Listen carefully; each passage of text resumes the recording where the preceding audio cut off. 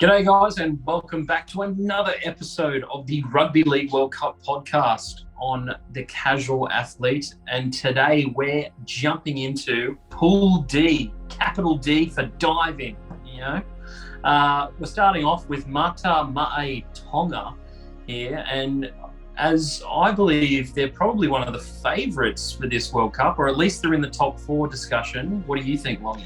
This team is so explosive. Look, across the park, tons of talent, tons of young talent through the spine. They have so much to prove at this World Cup, and I think they've sort of been lingering around that top echelon of teams for quite a while now. This is the World Cup for them to prove it. If we're looking at narratives, they have the best narrative to win this World Cup, in my eyes. Let's go straight to the team here. And I want to we'll go through this article in a sec. I want to just jump straight into the team and just get your thoughts on this. So before we go into the team, there's a few guys down below that probably make the starting side. You got your Dave Feeder, your Talakai as well, just to be aware of. A name I haven't seen for a bit, Hopewadi, pops up there too. Olakawatu, starter by all means. But what do you like about this team, first thing, Mal? Is there a player in particular or a part of this team that shouts out at you? For me, it's got to be the bloke who's carried my NRL franchise on his back for the last 5 years, Jason Taumalolo. I mean, what a player. I just think he is an absolute wrecking ball. And I'm so disappointed that he's going to miss the first 3 games of the World Cup. Absolute trash, mate. He did not deserve that suspension. But hey, look, him and that middle forward rotation, just in general. So you got him, you got Takiaho, who I don't think should be leaving for Super League. I think he's plenty good enough to stay in the NRL. And then Adam Fanua-Blake, who's one of the best there as well. Totola, Fodawaker. It's the best middle forward rotation in the competition, isn't it? I think at this World Cup, it's got to be up there with the number likes one, of man. Australia. It's number one. Huh?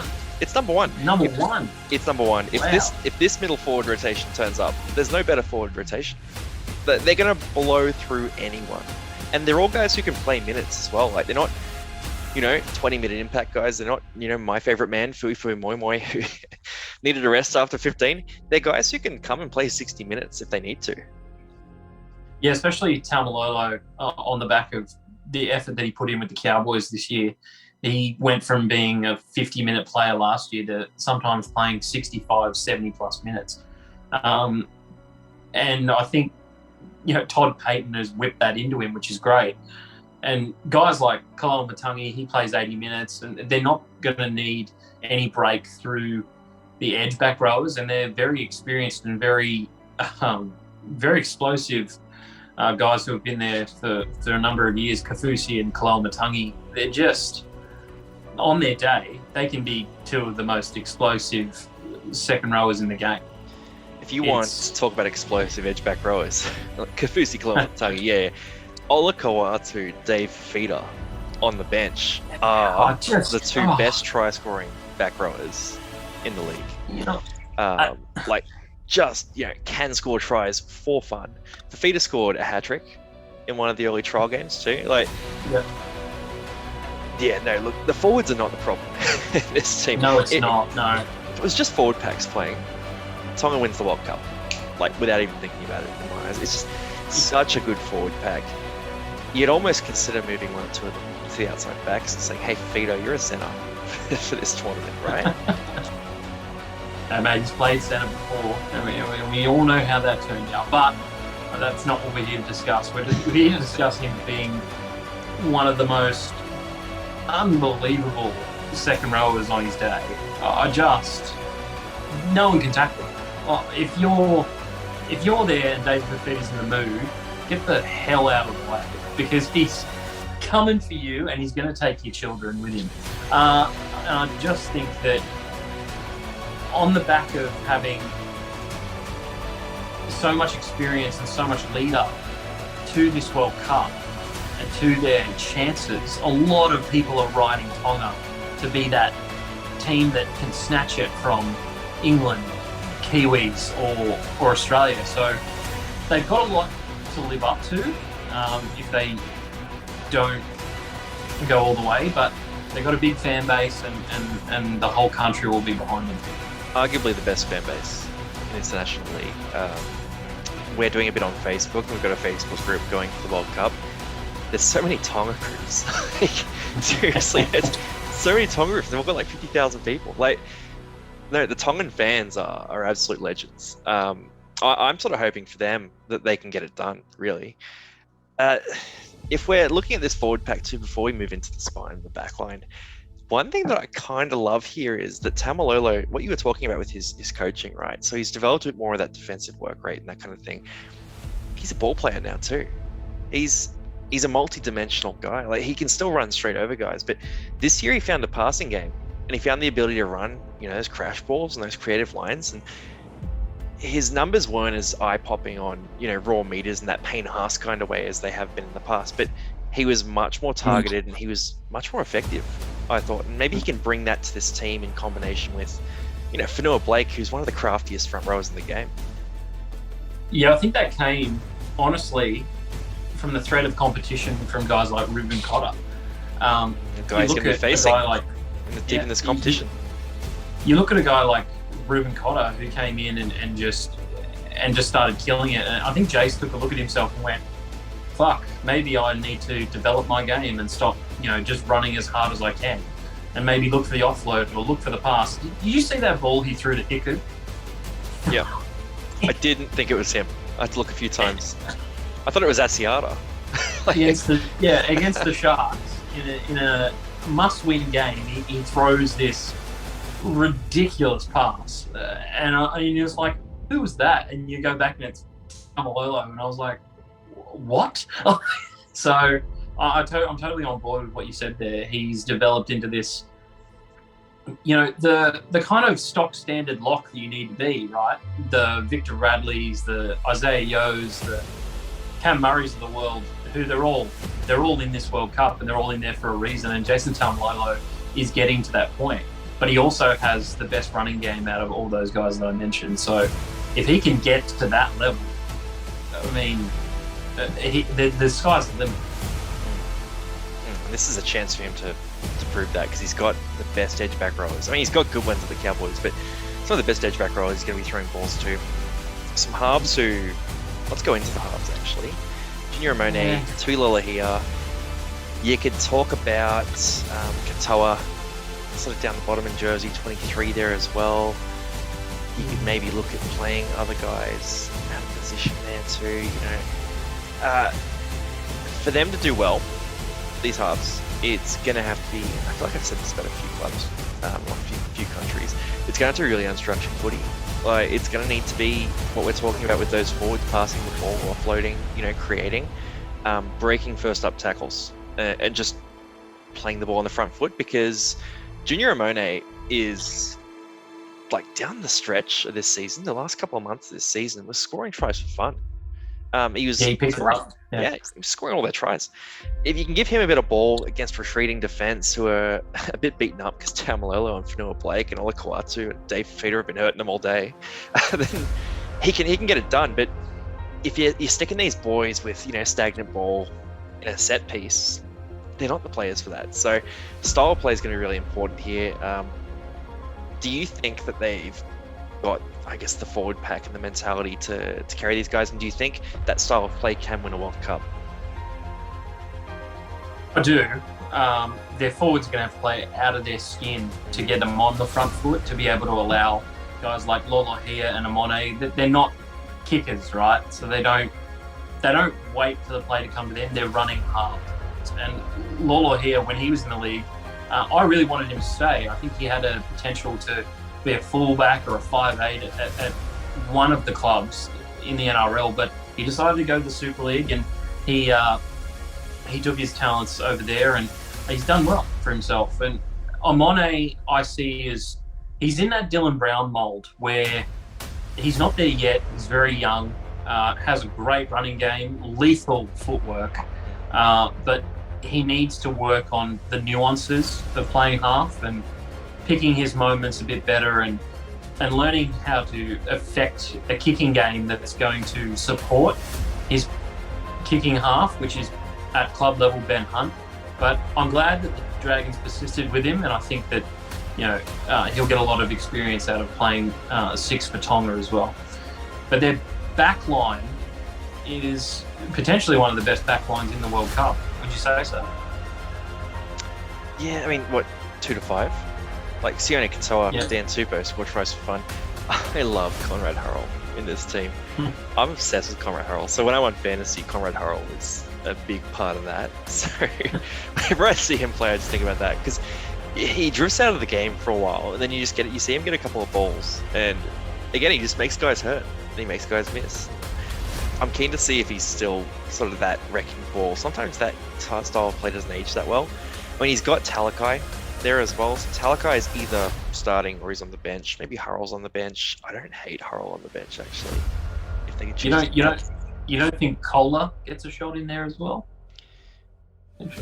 I think Kohler is more of a threat to take one of the wing spots or fullback spot, personally. Just because the style of play they're going to play is just this bruising style, and they're going to need a bit of pace just to sort of kick off that, right? So you need Kohler popping up, around those offloads. The one concern I do have about this team, though, is I'm looking at this spine and a lot of really good ball runners.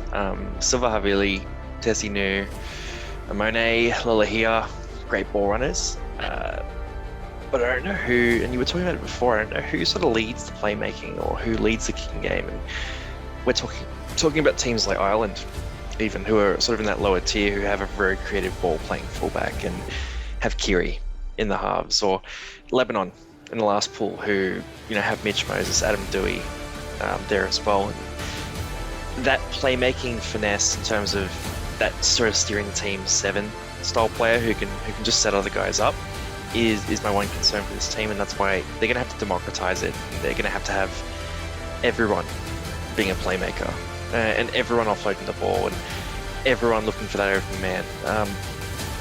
My question to you is, do you think that's something they can overcome? And that question sort of split into, can they do it against normal teams, so against their pool, first of all? And secondarily, can they do it well enough to beat England, New Zealand, Australia? I might shock the nation by going with another bold prediction, but I personally don't think that they have the side to go to the semi-finals. And that could be a massive call, but I just think that they're way too forward heavy. There's not enough class. I personally think the outside backs of Samoa are better. They've got the likes of Tungo, Crichton. You throw in Brian To'o there. They've got some serious outside backs. Yep. And their forward packs are pretty similar, especially with Paulo and Papali'i being, in the front row. Whereas here, Tonga, it all rests on, if they have that captaincy, that guy that's really taking them forward, and Taumalolo is that guy. And during these first 3 games, they're not going to have him. So I think they could finish second in their pool. And I think there's another team that we'll talk about a little later that could steal it from them. But I just think that this Tonga team isn't as strong as everyone makes them out to be. And I'm going to upset a lot of Tongan groups because of that. They just have that special ball running ability, though. So I take issue with you saying that Samoa has the same forward pack as Tonga. But look, Samoa's team is good, but Samoa's edge back rowers don't. No one's edge back rowers hold a candle to Tonga. Dave Fafita, Ola Kawatu, 2 best try scoring back rowers going around. And then Kalamatangi and Felice Kafusi's done it all. I just think they're going to be able to blow holes through teams in a way that no other forward pack is going to be able to. Even the Australian forward pack or the Kiwi forward pack, none of them are set up with this level of explosiveness in their edge back rows. Look, and if they can... I agree with it. Sorry to interrupt you there, but I think I agree with you in the sense that, yeah, they're definitely at least 4 of them I would have on any of the teams. However, we've seen and it's been proven at all levels of football, if you haven't got the guys to give the ball to those edge-back rowers, then they render themselves virtually ineffective. And it can only take one moment to get themselves involved. And Ola Kawatu's good for that, and I think Kalon Matangi's good for that. My question does come around to Dave Fafita. How much does he want his hands on the ball? Because we've seen in the past that he's not really willing to go in there, demand the ball, and he kind of waits for it to get it in an opportune moment. And to me, it's up to the halves to be able to get those guys involved. And Amone and Lolohea just don't cut it for me. That's a personal preference, but I think, yeah, I totally agree with you in saying that those edge-back rowers are lethal. And if they get the ball to them, then they're going to be an absolute handful for any team. But I think... No, you're right on paper. You're right on paper. Like, on paper, if they played exactly how NRL teams play, and if they were coached by, Justin Holbrook, who coached Fafita all year, then, like, nothing against him, but didn't get Fafita involved as much as he should have, right? Then they won't do anything in this tournament if they're coached poorly. But I just think that they've had enough time as a team that is forward dominant and center dominant and not playmaker dominant to figure this out. Like, you just need to start sending those guys running in packs together, running almost the rugby union pod sort of style form where you've got a lead runner and you've got, an inside ball, an outside ball coming off them, maybe someone sweeping around the back as well. One of those quick guys there too, and just confuse defenses. Going with some different approaches there, going with some different shapes, and get Ola Kawatu running alongside Dave Fafita.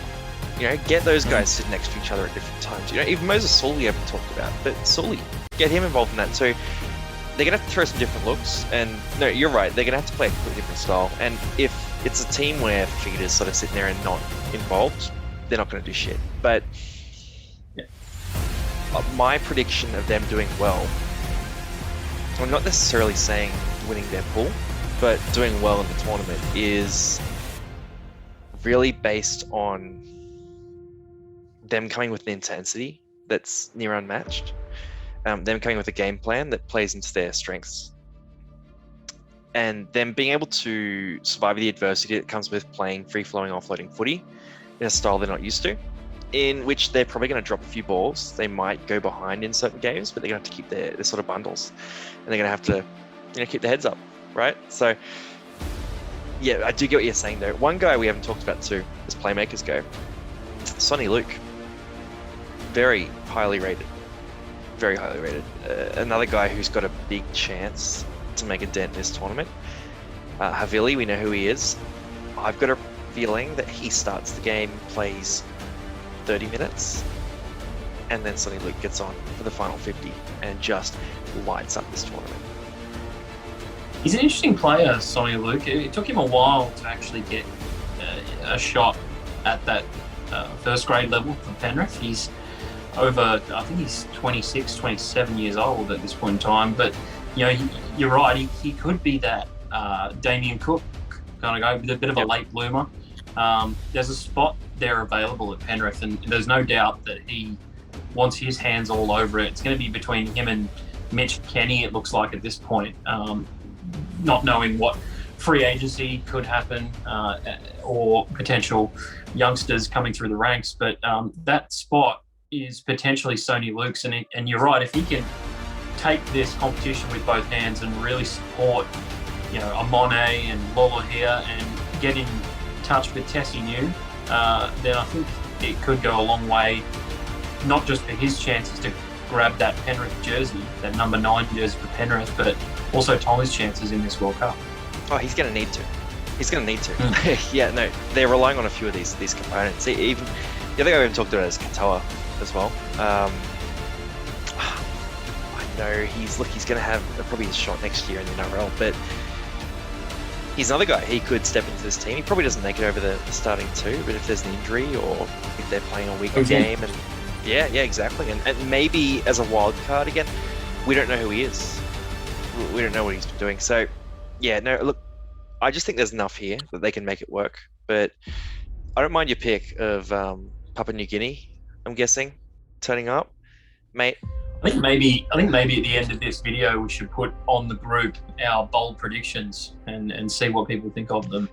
Just what we said during this. Oh man, and then that also, Facebook group is going to explode.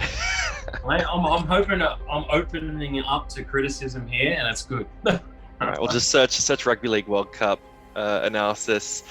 We'll post it in the comments here too, and just in the description there with the link to the group. But look, we're taking heaps of polls in that, and plenty of chat. It's open forum. If you hate someone, hate a certain country, and you want them to lose, cheer against them. And if you love in certain countries, cheer for them. So it's open chat. But look, I think last thing. Yeah, yep. Last thing for you: 3-0 to go in their group, or 2-1.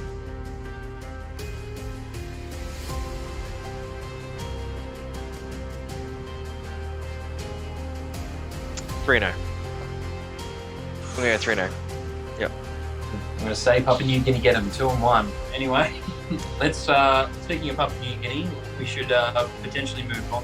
All right. Next up, we got Papua New Guinea. We've gone through pools A, B, and C, and D. So pretty much every nation. All we've got left is Papua New Guinea and the final pool, which with the final part of the pool, which is Cook Islands and Wales. So tune in for that one.